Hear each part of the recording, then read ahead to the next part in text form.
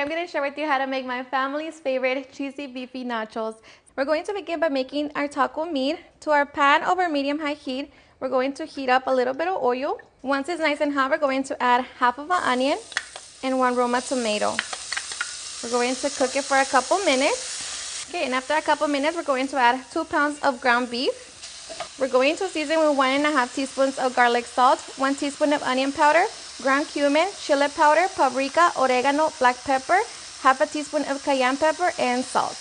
Going to break down our meat and allow it to cook for about 7 minutes. Okay, so after 7 minutes, we move the meat to the side and allow the grease to come to the center. And to that, we're going to add 1 tablespoon of all-purpose flour. And just mix it. Add 1/4 of a cup of water, and we're just going to give it a couple minutes. Okay, and after a couple minutes, our meat is done.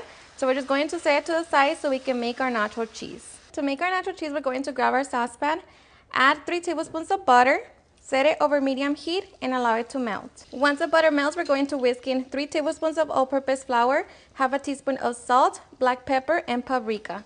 So just make sure that you're whisking as you're throwing it in. Okay, we're just going to continue whisking for 2 minutes. Okay, and after 2 minutes, we're going to add 3 tablespoons of jalapeno peppers. We're going to be adding 1 can of evaporated milk. Make sure that you're whisking as you're pouring. Okay, so after adding the can of evaporated milk, this is what it should look like.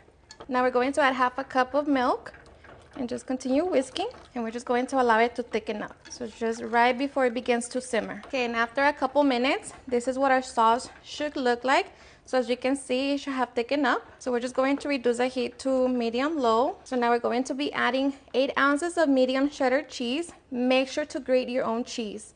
And just like that, we have our nacho sauce. We can now get ready for the fun part.